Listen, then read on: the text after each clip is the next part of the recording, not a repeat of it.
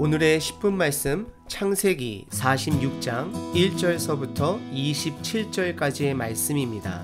전장 45장에서는 하나님의 주권으로 요셉이 총리가 되었다는 것을 아버지 야곱은 인정하고 애굽으로 이제는 내려가길 결단하는 내용이었습니다. 오늘 본문 46장에서는 아버지 야곱이 애굽에 내려가기 전에 약속의 가나안 땅 최남단인 브엘세바라는 곳에서 하나님께 예배를 드림으로 시작되는 내용입니다. 특별히 야곱 식구들이 애굽으로 이주하는 그 배경에 큰 하나님의 말씀 두 가지가 있는데요. 첫 번째는 하나님이 12장에 아브라함을 선택하여 그를 축복해 주시겠다는 내용, 그리고 두 번째는 하나님이 아브라함에게 창세기 15장 13절에 너는 반드시 알라 내 자손이 이방에서 계기되며 그들을 섬기겠고 그들은 400년 동안 내 자손을 괴롭히리니 라는 시간의 주인이 되신 하나님의 예언의 말씀이 이 본문 배경에 있다라는 것을 기억하시길 바랍니다. 우리는 스스로 하나님의 함께 하심에 대한 장소를 제한하며 하나님과 교제할 때가 있습니다. 하나님은 장소의 제약을 받으시는 분이 절대 아니십니다. 단지 하나님의 계획으로 때로는 하나님께서 우리를 배려하셔서 그분 스스로가 본인을 제한하며 그분의 임재를 우리에게 제한적으로 드러내실 때는 있습니다. 하지만 그분은 공간적인 제약을 받으시는 분이 절대 아니십니다. 하지만 우리가 공간의 제약을 받다 보니 성경에서 많은 사람들이 하나님과 공간에 대해 잘못 이해할 때가 많습니다. 첫 번째로요, 아담과 하와는 첫 불순종 이후에 하나님의 임재로서부터 풀숲에 그들이 몸을 숨김으로 피할 수 있을 것이라 생각을 했습니다. 그리고 두 번째로는요, 다윗이 본인은 좋은 성전에 있는데 하나님의 말씀의 궤가 언약궤가 천막에 있는 것을 괴로워해서 성전을 지으려고 결정을 했을 때 하나님의 반응은 나단 선지자를 통해서 다윗에게 성전을 짓지 말라 명령하십니다. 왜냐하면 하나님은 공간의 제약을 받으시는 분이 아니시기 때문입니다. 오늘 본문은 야곱이 드리는 예배를 통해 하나님께서 애굽에서도 그와 함께 하시겠다라는 약속의 내용입니다. 그리고 그의 온 가족들이 애굽으로 이주하는 내용입니다. 우리들이 붙들어야 하는 것은 공간적인 땅이 아니라 하나님과의 동행입니다. 그럼 여러분들의 눈은 성경에, 그리고 귀로는 저와 함께 본문을 살펴보겠습니다.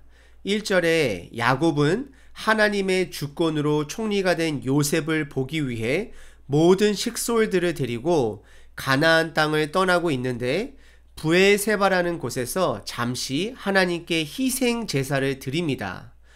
브엘세바라는 지역은 가나안의 최남단 경계 지역으로 성경에서도 단에서부터 최고 북쪽이 있는 지역이죠. 단에서부터 브엘세바까지라는 표현을 사용하면서 가나안 땅의 경계를 나타낼 때 사용합니다. 즉 야곱에게 있어서 지금 현재 브엘세바는 가나안을 떠나는 지역이자 애굽에서 내려가는 첫 경계 지역으로서 하나님께 제사를 드리는 내용입니다. 성경은 희생 제사를 드렸다라고 합니다. 분명 이것은 야곱의 적극적인 하나님을 기억하는 행위였을 것입니다. 하나님께 물어보는 자세의 예배라 보셔도 좋을 것 같습니다. 왜냐하면 하나님께서 분명 요셉을 통해 애굽으로 인도하시는 것 같기는 한데 아버지 이삭과 할아버지 아브라함이 하나님으로부터 받은 약속의 땅은 가나안 땅이었습니다. 그리고 분명 이삭을 통해서도 할아버지가 하나님의 인도함 없이 가나안 땅을 떠났을 때의 어려움에 처한 경험도 기억했을 것입니다. 그래서 아마도 야곱은 조금은 불안한 마음에 하나님께 제사를 드리는 것입니다. 그리고 2절에 그 제사 드린 밤에 하나님께서 이상 중에 야곱을 찾아와 그의 이름을 2번 부르십니다. 야곱아 야곱아. 그리고 야곱은 받아들이는 자세인 내가 여기 있나이다 라고 반응을 합니다. 그리고 나서 3절과 4절에서는 하나님의 말씀이 4가지가 전달이 됩니다. 첫 번째는요, 애굽으로 내려가는 것을 두려워하지 말라 말씀하십니다. 두 번째는요, 너로 큰 민족을 이루겠다 말씀을 하십니다. 이것은 저희들이 하나님께서 야곱의 가족들을 애굽에서 나라로 준비시키시는 잠시 머물며 인큐베이터와 같은 곳으로 사용하시는 것을 알 수 있습니다. 그리고 세 번째는 너와 함께 애굽에 내려가겠다라고 말씀을 하시면서 동시에 너를 다시 그곳에서 인도하여 올라오게 할 것이다 말씀하고 있습니다. 이것은 가나안 땅으로 다시 데리고 오겠다라는 하나님의 말씀입니다. 그리고 네 번째는 요셉이 너희의 죽음을 준비할 것이다 라고 말합니다. 이것은 야곱의 세대가 아니라 다음 세대를 통해 하나님께서 계속해서 인도하실 것을 말씀하고 계십니다. 그리고 하나님의 확실한 동행함의 약속의 말씀을 붙들은 야곱은 5절에 야곱이 브에세바에서 떠날세라고 표현하는데요. 여기서 떠나다라는 원어는 빠르고 단호한 행동을 표현할 때 사용되는 단어로서 하나님의 약속의 확신을 붙들고 애굽으로 담대하게 가는 야곱의 모습을 보여주고 있습니다.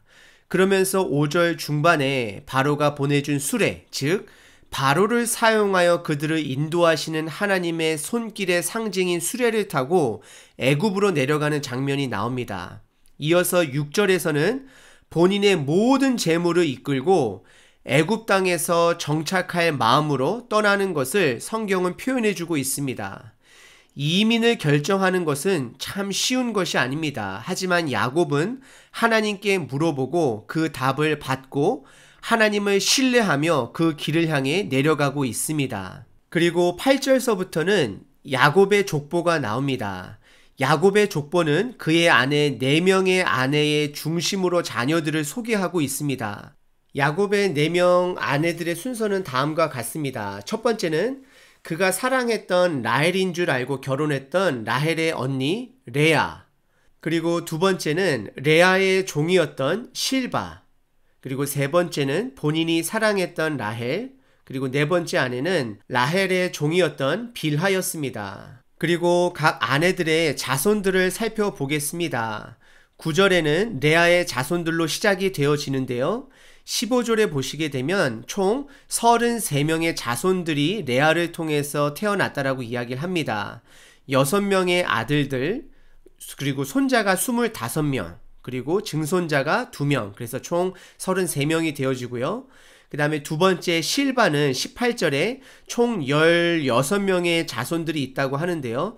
2명의 아들들, 11명의 손자, 그리고 1명의 손녀, 그리고 2명의 증손자. 그리고 세 번째는 22절에 라헬의 자손들이 나와 있는데요. 총 14명인데요. 2명의 아들들과 12명의 손자입니다. 그리고 네 번째 마지막 빌하의 자손들을 살펴보면 총 7명인데 2명의 아들들 그리고 5명의 증손자가 있다라고 말합니다.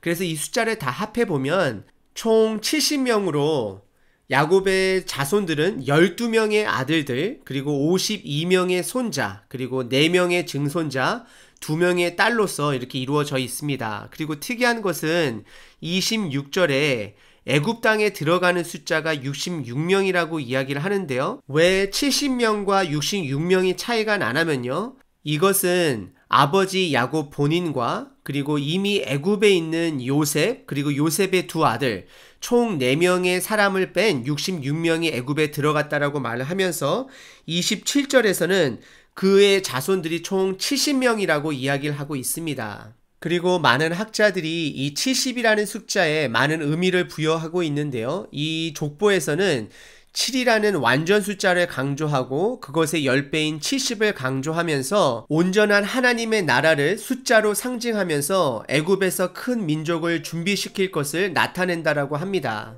오늘 본문을 통해 우리들이 기억해야 하는 것은 하나님은 공간의 제약을 받으시는 분이 아니십니다.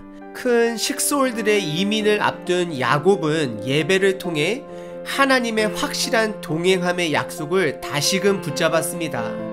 그리고 참고로 성경은 오늘 야곱에게 나타나신 것을 끝으로 하나님께서 불타는 떨기나무를 통해 모세에게 말씀하시기까지 약 420년이라는 시간이 걸립니다. 우리는 하나님의 오랜 침묵으로 인해 또는 우리들의 죄악으로 인해 하나님이 함께 하심을 느끼지 못하고 인정하지 못하고 불안할 때가 많이 있습니다. 하지만 성령님의 시대에 사는 저희들에게는 성경 말씀과 신령과 진정으로 하나님께 예배드리는 자를 통하여서 하나님께서는 매 순간 확실한 성경 말씀을 통해 개인에게 그리고 공동체를 통해 하나님의 임재하심을 드러내고 계십니다. 그래서 우리는 오늘 하루도 두려워하지 말고 하루를 살아낼 수 있는 것입니다. 그리고 언젠가는 온전한 하나님의 나라를 완성하실 것입니다. 그런 하나님을 붙드심으로 오늘 하루도 보이지 않는 성령님과 함께 동행하심으로 여러분들이 가는 곳에 하나님의 일들이 선한 일들이 드러나길 기도합니다.